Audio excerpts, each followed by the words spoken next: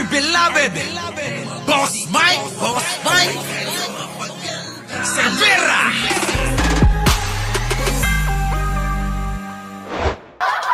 Malupit ito ha. Walang itong China, mga kababayan ko. Habang napakarami nating kinakaharap na problema, habang tayo ay lumalaban sa mga Duterte, sa mga kagaguhan nila, habang tayo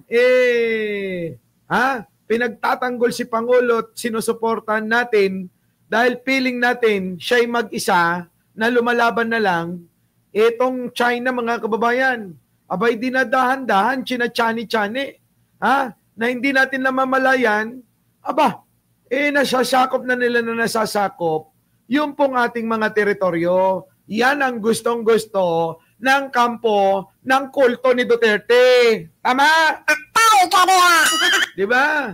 Yan po, talagang sinasadya nila na manggulo para hindi na pagtotoonan ng pansin ng gobyerno kung ano na ho yung ginagawa nila dyan sa West Philippine Sea. Walang iya talaga itong kulto ni Duterte. Grabe talaga itong mga ito. Ito na. Pinaputukan ng flare ng China ang eroplano ng BIFAR. Kita nyo, eroplano pala ito ng BIFAR, mga kababayan ko. Pinaputukan na ho ng China ang mga ating eroplano.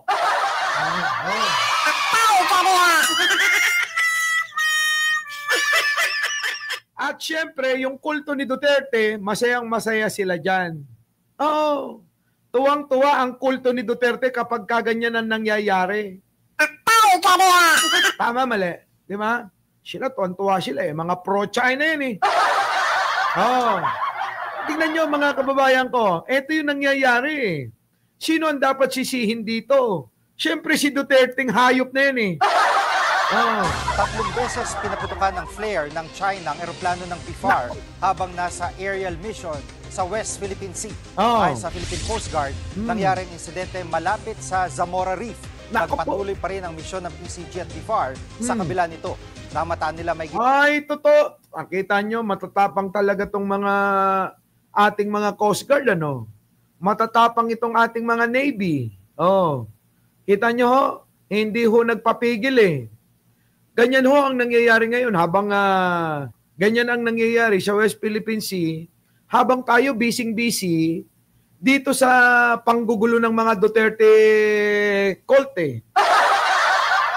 Itong kulto ng mga Duterte, panay ang ano nila, pang lalayaba, di ba? Panglilito. Para ma-divert sa kanila yung issue at hindi mapansin kung ano na nangyayari sa West Philippine Sea ng mga Pilipino. Kita nyo? Ganyan ho kawalang yayang mga yan. Yang mga Duterte, hayop! Diba? Kita nyo, pinag-aaway-away talaga ng China ang mga Pilipino. Sabi rito ni Maring Linda. Ayan. Merong uto-utong kulto ni Duterte eh. Diba? Diba? Kung walang uto-utong kulto ni Duterte, wala sanang ganito. Nakapokus sana tayo diyan po sa ating mga teritoryo. Hindi po nauubos yung oras natin sa pagbabantay sa mga kulto ni Duterte. Kaso, wala. Mga kababayan ko, kita nyo anong ginagawa? Sinasamantala ng China yung pong ating kabisihan na ang may gawa po ay ang kulto ni Duterte. Yan. Tama? Grabe, no? Yan na, mga kababayan ko. Pinaputukan na. Kaya nga sabi ni Attorney Enzo, ginagawa ng China? Kita nyo mga kababayan ko, hindi lang ho yan. Baka akala nyo ipagpapatok lang ng flare sa mga eroplano. Natin, hindi ho. Iba pa mga kababayan. Ibang klase, kita nyo ha. Hindi nyo lang napapansin kasi busy kayo sa mga issue patungkol sa kulto ni Duterte. Di ba? Kung ano issue ni Sara, kung ano issue ni Bato, kung ano issue nila. Di ba? Ganun yung ginagawa nila eh. Sa totoo lang, tapos eto, mga kababayan ko, unti-unti na tayong nasasakop, sabi nga ni Jessie. Bantay ka diha, Sara Duterte ha? Ito na. Ka-Enzo, pasok. Grabe itong ginagawa ng China. Habang abala ang ating bansa sa maraming problema, lalo na itong mga anomalya sa flood control, sinasamantala naman ng China. Kita Ayon kay Commodore J. Tarriela, mayroon silang nakitang mga naiiba ngayon. Wala yan noon. Halimbawa yung mga yelo na buya. Yan, yan. Yung mga boya. Yung mga dilaw na boya na yan. Mga kababayan ko, marami na ngayon nagkalat dyan sa West Philippines eh. Tanong ko sa inyo, mga kababayan, tanong ko lang ha. Kailan nyo naringgan? Kailan nyo napakinggan? Kailan nyo napanood na tinuligsa ng mga yang kulto ni Duterte etong aksyon na ginagawa ng mga inchik dyan sa West Philippines, Aber? Meron ba kayong napanood ni minsan sa kulto ni Duterte napansinin, ipagtanggol man lang o tuligsain man lang yung mga aksyon na ginagawa ng China dyan? Di ba wala? Wala ho, ni Misha, wala tayong mapakinggan, wala tayong marinig, kung hindi halos ipamigay na lang nila yan. Kabaliktaran po, sa panahon naman ni Pangulong Bongbong na pinaglalaban kahit mahirap, kahit maraming problema, ay kahit papano nakikita nyo, natututukan pa rin ng Pangulo. Kaya lang, hindi ho kasi 10 ang katawan ni Manong Bongbong. Napaghati-hatiin niya, etong isang katawan ko dyan sa West Philippines etong isang katawan ko dyan sa flood control. Etong isang katawan ko sa mga dayuhang mamumuhunan. Isang katawan ko dito sa mga pagsisilbi sa ating mga kababayan. Mamimigay tayong bahay, mamimigay tayong lupa, tutulong tayo. Di ba? Okay lang sana kung maraming katawan si Manong Bongbong eh. Kasi meron siyang mga galamay, mga hayop din. Imbis na tumulong, nangungurakot yung mga putang inang yun. Ano?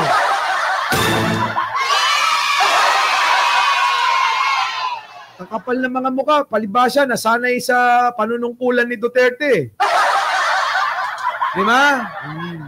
Sige, tuloy natin. Ano yan nangyari? Kainso, pasok! Wala yan noon. Hindi nila alam kung para saan yun. Grabe itong ginagawa ng China. Habang abala ang ating bansa sa maraming problema, lalo na itong mga anomalya sa flood control, sinasamantala naman ng China. Diba? Ayon kay Commodore J. Tarriela, mayroon silang nakitang mga naiiba ngayon. Wala yan noon. Halimbawa yung mga yelo na buya.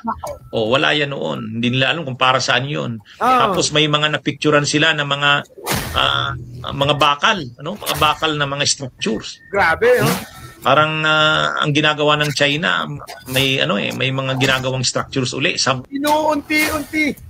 Inuunti-unti na nga ng China eh. Para bang mga kababayan tayo eh, habang busy, habang magulo, habang mayroong kulto ni Duterte na nanggugulo sa gobyerno, mga kababayan ko, hala ka, sige naman sila, sige, habang parang magnanakaw na, sige habang abala sila ron. Gapangin natin to. Itayo na natin to. Lagyan na natin ng ganito. Naku, patay na. Tindi, mga kababayan ko, mapagsamantala. Sino ang dapat sisihin dyan? Mga kababayan, tanong ko sa inyo. Siyempre, etong kulto ni Duterte, wala nang iba. Di ba? Imbis na tumulong yung mga yan. Kita nyo, ano nangyayari? Pinagtutulungan pa si Manong Bongbong. Palibasa, mga kababayan, mga pro-China. Di masunlok ito sa Scarborough Shoal. Patraidor talaga itong China. Nako, yan na nga, Manong. Nandiyan na nga yun, attorney. Kita nyo? Traidor talaga. Ay, nako, mga kababayan ko, kailan kaya tayo matututo? Kailan kaya tayo matuto sa mga nakaraan at sa ngayong nangyayari? Nung nakaraan ng mga panahon ng Kastila, panahon ng mga Hapon, meron pong mga taksil sa kapwa Pilipino. Hanggang ngayon, sa katauhan ng pinuno ng kulto ni Duterte at sa reyna ng kulto ni Duterte na si Sara Duterte, ayan mga kababayan ko, sila po ang taksil. Sila po ang makabagong mga makapili.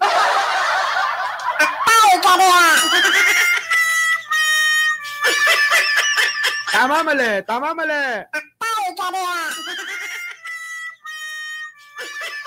Yan sabi ko sa inyo mga kababayan ko tingnan nyo to, panoorin nyo to mga kababayan ko. Ito'y speech ng matandang nakakulong Sino nakikinig ngayon? Boundary tingnan nyo itong putang inan to. My God.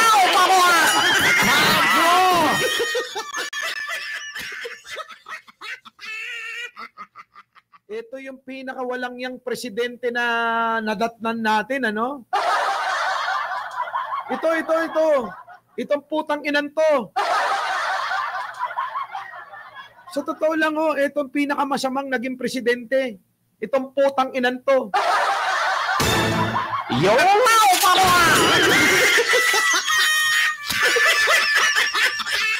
Yang itsura na yan, mga kababayan ko. Yang itsurang to. Demonyong-demonyo, mga kababayan? Demonyo. Kaya tingnan nyo, pakinggan ninyo ang pahayag ng itong putang inan to.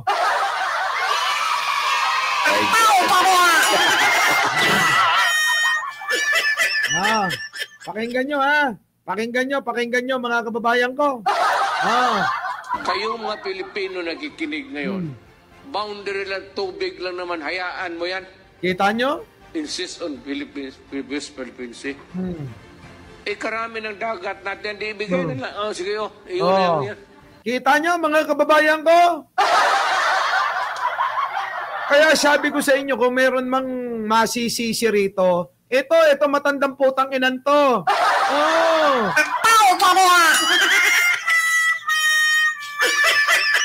Diba? Wala nang iba. Kita nyo naman, yung kanyang mga litanya, yung kanyang mga sinasabi, talagang pamigay na Pinamigay talaga ni Duterte. Wala na. Kaya ganyan na lang ka-agresibo ang China. Kasi nga itong putang inan to. Diba?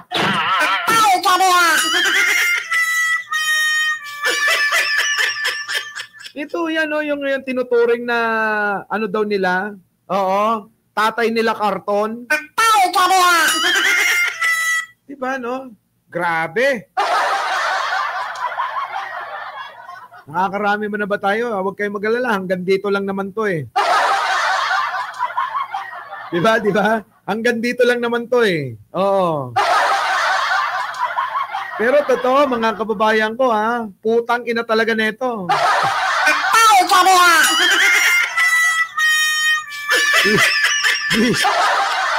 Visit Ayan mga kababayan ko, tingnan nyo. Tingnan nyo habang nagsasalita. Grabe, sino ba naman ang hindi mapapamura dito? Kayong mga Pilipino nakikinig ngayon. Tayo daw ngayon. Tayo pa may kasalanan, Sabi ng matandang ito, kayong mga Pilipino na nakikinig ngayon, hayop, di ba? Abay, sinawalang bahala yung pakikipaglaban ng gobyerno ni Pinoy. Buti pa nga si Pinoy pinaglaban at naipanalo.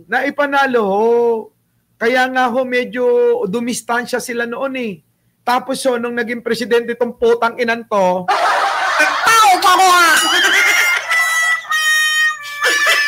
yan na yung nangyari. Lumakas na ang loob ng China. Kasi nga mga kababayan, pinamigay nitong putang inan to. At ngayon, yung mga putang inang taga-suporta din, abay, todo tanggol pa. Itong mga kulto ni Duterte, mga putang ina nyo talaga, no? Kasalanan nyo yan eh. Pakinggan nyo, para matuwa kayong mga hayop kayo. Diba? Boundary lang, tubig lang naman. Hayaan mo yan. Insist on West Philippine Sea. Pangina mo! Karami ng dagat natin. Di ibigay na nga. Sige, iyon na yan. Nakiusap din umano. Kita nyo, mga kababayan ko, yan na. Sige, pinagduldulan eh.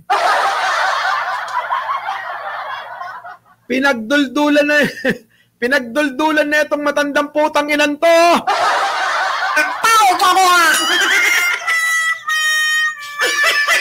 Parang alam nyo yung mangiroroman ko na dangay, diyan tayo na, ha? Sino mga Ilocano dyan? Sila Evangeline Camilosa. Ha? Sino pa? Sila Heidi Pantino sa mga Ilocano. Di ba sabi nila, mga kababayan sa atin, ne mangiroroman ka, uray no tasidaan tayo, no, madamdaman pangal daw, no, apo, embarkada mo, tao kininam nga ubeng. Di ba sumayat? Ano sabi sa atin?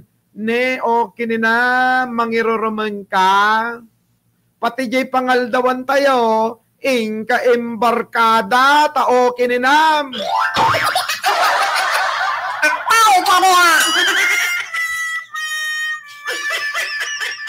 Diba? Diba, SP? Ganun diba tayo? Huwag nga talaga ang mangiroroman, kaslati lakay nga atin eh. Na okay na. Namatay dati ka, ay, agragsak ti ado. Namatay dati ka, agragsak ti ado. Mangiroroman to, kininanang alakay. Lakayanan ka, awampay, naaramid lang, nasiyaat mo.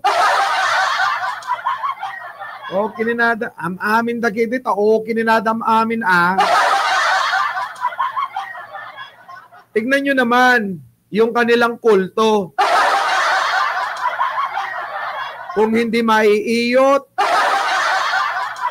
mga scammer, mga manghuhot-hot, mga ewan ko ba, parang si Kibuloy, pedophile. Diba? Ganyan ho sila, mga kababayan ko eh. O si Sarah, magnanakaw. Eto pa ngayon, meron pang nai-issue ngayon. Eto nga, di umano'y meron daw kabit. Ganyan ba talaga yung pamilya Duterte? Mahihilig sa paiba-iba. Walastik na yun, mga kababayan. Tignan nyo si Kitty. Kamakailan lang, medyo Bombay yung kasama. Nagulat na lang ako, mga kababayan. Wala pang ilang buwan. Kasama na yung apo ni Chavit Singson. Putik na yun, parang mga, pag nagpapalit ng mga, ng mga Jollibee. No.